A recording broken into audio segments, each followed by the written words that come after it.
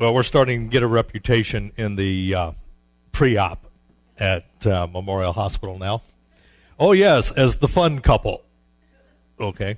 Because we come in and we leave them in stitches. But then they turn around and leave Katie in stitches, too. So she has to deal with that. But yeah, we're it's funny because you see all these people coming in on their gurneys and they're all getting put in their little cubicles there as they're getting ready to be operated on, and they're all running around and they're asking questions and stuff like that. And I'm cutting up with the nurses, and the anesthesiologists, and even the doctors, whoever happens to be working on it at that given time, because you have to laugh about all this stuff. You've got to find humor in it. They have enough to do in that room when you watch them moving around, and they're dealing with people that are in pain, and anxiety levels are high. So the best way we found out and how to deal with that is humor. Find things to laugh about. Catheters are funny things. You don't like them, but they are funny things, okay? So, and having a tube shoved down your throat, too, that's not good neither, but, you look real strange. Yeah. So, but, yeah. Anyways, she's doing well and recovering, and she'll be here next Sunday for sure. Yes. And one of the things, too, we were sitting there, and I started laughing. She wanted to know what I was laughing about. I said, I can't tell you, because if I tell you, you're going to get mad at me. She goes, why? And I'm going, well, I was just thinking, I was just going to say, this is going to be the last one. But I've said that every time we've been in the... And so I'm quit saying it now. It is what it is. Divine order at work. Anyways, through God's eyes, today we're going to look at how do you perceive God seeing you. Now, I ended last week with this statement from Felicia's book, Do Greater Things. If we are to do greater things, then we must be willing to set aside our personal agendas. Whatever it is that you are carrying with you now, are you willing to let go of it? To have a greater awareness of God. And I'm not talking just a awareness. I'm talking about an awareness like Jesus had, like Buddha had, like Krishna had. And George Harrison, he went and studied in India and became Hindu. And his Lord was Krishna. And you could see it in his music. It's inspirational to have something like that change your life. And it broke the Beatles up. Everybody had their own way of looking at things, and of course, we lost them. But that's what happens with evolution, is it not? People try on different things, and they move in different directions. But their music lives on. So we must face our fears and temptations and claim our clarity of purpose. Your clarity of purpose is what you are holding right now. See, the past is the past. What are you going to do with the past? Learn from it, and then what? Move on. We have to move on. Okay? We must face our biggest obstacle on how we see ourselves. And this is the spiritual obstacle that we have, is how we view Jesus, how we view God, and how we view all the spiritual leaders that we've had come into our lives and changed us. Jahil Gibran, I just read, I don't know if you read the paper this morning, but Herb Brennan wrote about Jahil Gibran. I didn't know there was a monument to him. It's in Georgetown. And isn't that nice? The prophet has his own little monument there. And one of the statements is on there is, when you don't say that you have God in your heart, but you are in God's heart. Which means you put yourself, and that's what I believe Jesus was trying to teach, is you put yourself into that heart. You put yourself into that essence. You put yourself into that presence and that power and that activity. And once you do that, then everything comes together for you. You have clarity of purpose, and you know what you are about. And nothing can come against you because you have that presence about you. one of the great challenges we have in developing the kind of relationship with Jesus that Jesus had with God is that we've been told we can't have one. Now, I haven't told you that here, okay? But we grew up in certain traditions, certain denominations, certain faiths that said, no, you can't have one unless you accept Jesus as your ticket for heaven. All right? How many of you have got a ticket? Billy Bob Thornton sells Get Into Heaven tickets. You can get them from $39.99. Okay?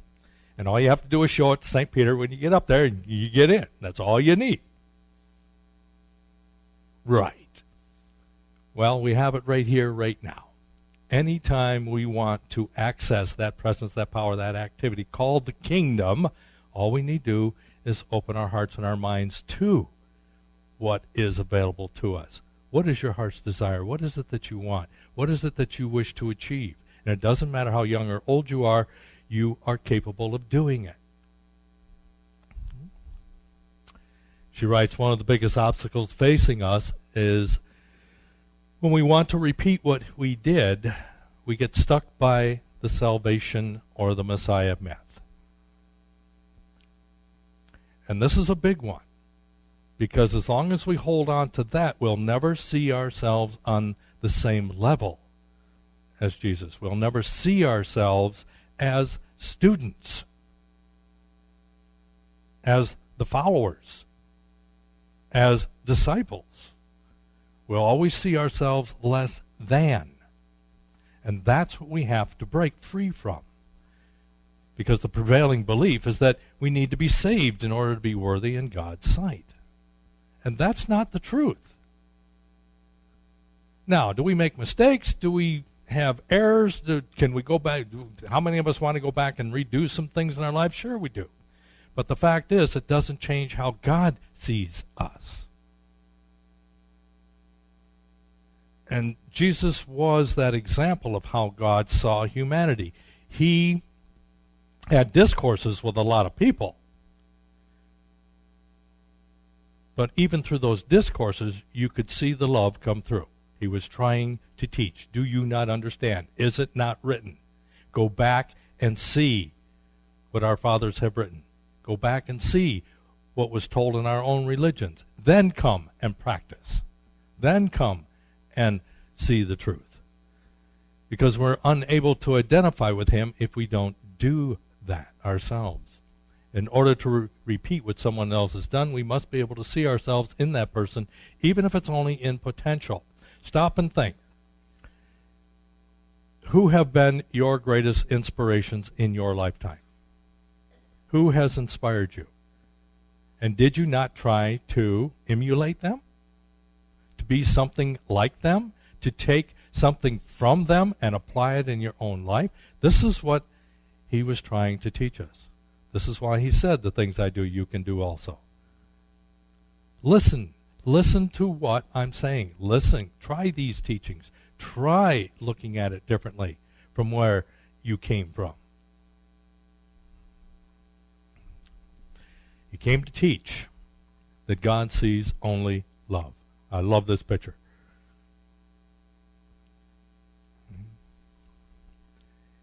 He did not ask to be the object of worship, for he was Jewish. Think about it. The Jewish law prohibits idol worship. You just don't do it. So throughout his entire life, he didn't say, put me on the pedestal, I am it. It is your Father, our Father. And every now and then he did say, my Abba. Because he had that personal relationship. And because he had that personal relationship, he was able to do the things he could do. And we could do it too. But we have to believe we can do it. And that's a step, believing we can do it. And yet there are times we don't. Just look at what went on in your life this past week. What negativity were you involved in this week that you got caught up in. And why did you get caught up in it? You are a son or daughter of the Most High. And Spirit is always at work to reveal what needs to be revealed so that whatever needs to be healed can be healed. Yes, we have trials and tribulations, but we can move through them. Why make them issues? Why continually bring all of that to bear in your life and in your affairs if you don't have to?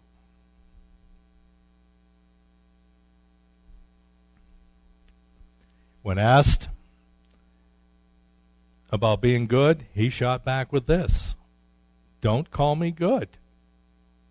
There is only one good, one presence, one power, God the good, omnipotent, in our life and in our affairs." Again, do not put me on a pedestal. Do not rise me above yourself, because if you do that, then how are you going to be able to do what I'm doing? How are you going to be able to take the idea and put it into practice if you believe I'm the only one that can? And when we do that, when we place somebody up there, then we in ourselves are saying we're less than them. Think about it. What are you doing? You're rising them up, are you not?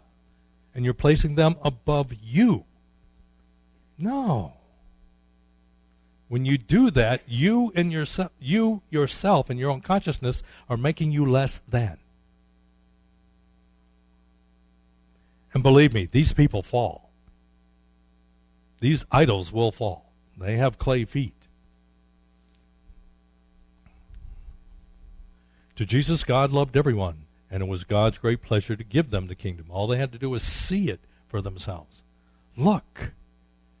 Look for yourselves. Go within. Shut the door. Pray to God who hears in secret. He'll reward you in secret. Everything you need is at your fingertips. All you need do is access it. All you need do is believe in your own divine worth. Is it not written, he told the Pharisees, that ye are gods? In other words, we are the sons and daughters of the Most High. We have the potential within us to be and do whatever we want to be and do. He did not teach unworthiness. The Synoptic Gospels are filled with stories and episodes of him going around and eating and drinking and having fun and teaching people of all walks of life. To him, there were no uncleaned people. In today's vernacular, we're unworthy, the unworthy of God's love, the unworthy of being embraced by God. This is what he taught. And yet it is part of our psyche that we were raised in. And this is one of the challenges we have in learning how to embrace our own inner Christ.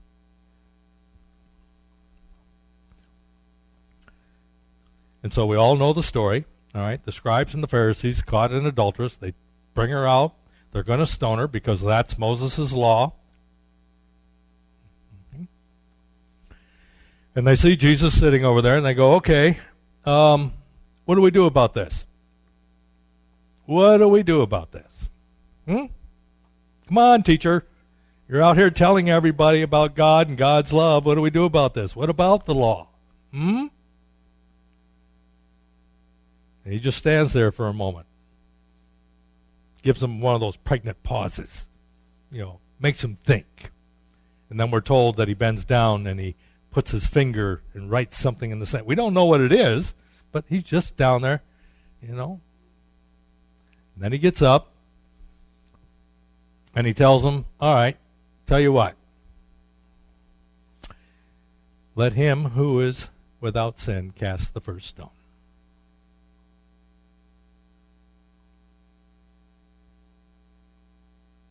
In other words, we all have agendas. We all have beliefs. We're all connected to something that is negative. So, are you calling, what is the kettle, the pot in the kettle? So taking care of our own inner stuff first is one of the things we need to do. And it's not a bad thing. It's just that we need to be called on it. Okay? If you have issues with somebody, why do you have those issues? What's going on with you? And chances are, if it's a conflict, if it's major negativity going on in your life, then it is something that needs to be looked at. And Spirit is calling you on it. What's going on? Why is it? What is the major fear? Because ultimately that's what it's about. Because love doesn't do this. Love doesn't create confrontation. Only fear does that. So what he's doing is telling them, okay, look at your stuff. And anybody here that hasn't done something negative, hasn't done something wrong, is not remorseful in some way, shape, or form, okay? If you're truly pure in all aspects of your being, then throw the stone. Go ahead, do it. Didn't. And then this is what I find amazing next, is that when they heard it, they started leaving. The eldest first. Now this is a metaphysical point that is very important and often gets overlooked here. The old must give way. The old must give way to the new. The old law must give way to the new law. The Mosaic law was eye for an eye, stoning for infractions, death. The death penalty has to give way to love and forgiveness. So if you are holding any type of negative feelings towards someone, they must be given away. They have to go first. That's why the eldest is leaving. The old must give way to the new. And then the new is going to follow too. Because right behind them comes what? Another group. So it's a process of moving through these belief systems that held the Jewish people in bondage. And Jesus is telling them, hey, you gotta give it up, guys. And of course, after they all left, he looked at the women. Where are they? Who is here to condemn you? Now, if Jesus was traditionally the only begotten Son, if Jesus was God incarnate here in this physical plane, all right, looking at it from the traditional point of view, all right, if he was the spokesperson for God, what is God saying? Neither do I. You're not going to die. You're not going to be stoned to death. Just go and don't repeat the behavior. Quit doing the stuff that gets you in trouble. There's a new way of looking at things now. There's a new understanding of my relationship with you and you with me. Go and sin no more. And learn about that. And of course the Pharisees got upset. This was just one of many things that they got upset about. Okay? And they got upset that Jesus, okay, because they didn't see him, as anything other than a rabbi and a teacher, is forgiving sins. And only God can forgive sins in the Jewish tradition. Only God has the authority. And then Jesus, I just love his discourses. He turns around and goes, you judge by the flesh. In other words, by material law, the world. Okay, how many of us have made snap judgments? When we didn't have all the information, we make judgments about stuff. And then we find out, oh God, we backpedal. All right, a little bit. That's what it is. All right, I judge no one, he says. I judge nobody. And then, of course, there's another statement in one of the other Gospels where he's talking about it, judge not, yet ye be judged. And if you are to judge, then judge a right judgment. The right judgment is from Spirit. You let Spirit do it, not ego. And that's what he's talking about here. All right? That if I do judge, then it is true, for I do not judge alone, it's through he who sent me.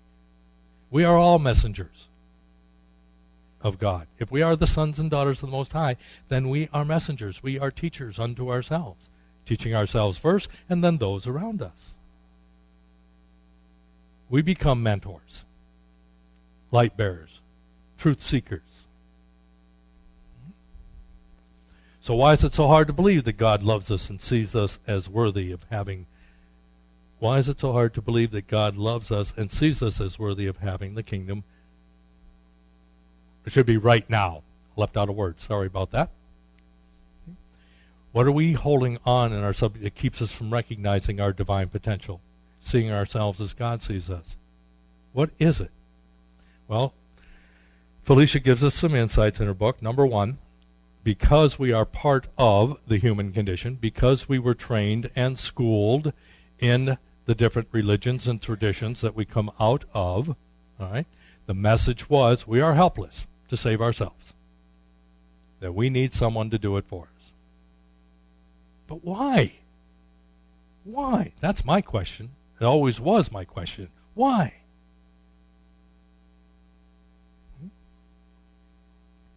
Two, in order to receive God's love, we must accept the belief that we need a Messiah to come rescue us.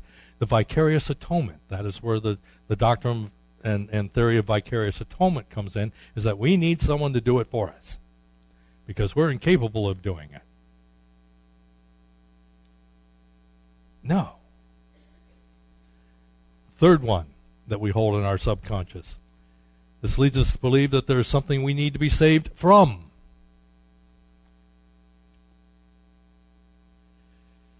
And even New Thought people, raised in New Thought, all right, sometimes get stuck in this. And they get stuck in it because of affirmations, or something isn't going right in their life, so that means there's something in their consciousness they haven't gotten rid of yet. Or, they've sinned in that way. All right? No. There's nothing you need to be saved from. You are already perfect. How can something that is already spiritually perfect need to be saved? As Dr. Allen and I prayed with Katie, he comes from a different tradition, but again, we both honored the one healing power, and that is God. We do what we do on the physical, and then we have to let Spirit do the rest. All right? We are perfect inside. We just have to allow that perfectness to have activity and not shut it off. 4, traditional teachings tell us God sent Jesus to save us from being judged. It is unacceptable, and to save us from God's wrath of spending eternity in the fires of hell. All right? That's what we were told and raised with. And believe it or not, if you look at your life, if you look at how you respond to certain things in your life, catch yourself speaking or thinking, you will see these little tidbits in your subconscious coming through. These messages and doctrines that keep them alive do not encourage feelings of hope and instill Jesus' message in our divine potential to achieve a fulfilled life. Instead, these type of teachings and feelings encourage fear. And that is our biggest nemesis. Is this fear, this energy of fear. To see ourselves as God sees us, we must return to the basic teachings that relate to our divine potential. And that is in Jesus' statement, greater will you do. Greater will you do. So what is your current view of God, yourself? How has your belief, your perception of this viewpoint enhanced or distracted your journey on your spiritual path? Can you see yourself as God sees you, worthy of all love, compassion, abundance, and well-being that is yours by divine birthright? Can you? And not only can you, will you?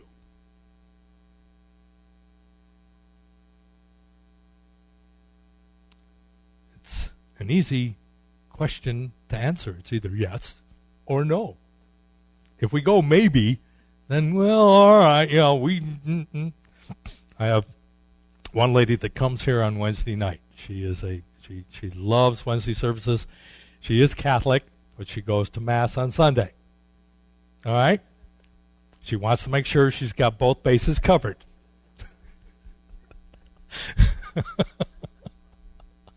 Okay? Hey, whatever floats your boat. All right? But we have to understand where we're coming from. All right? And once we understand where we're coming from, then we can do those things that are necessary for the changes we need to make in our life so that we can have this feeling of being fulfilled, this sense of well-being that is our divine birthright. And then once we're able to do that, then you can come back and join me next week as we look at this vision. God bless you, dear friend.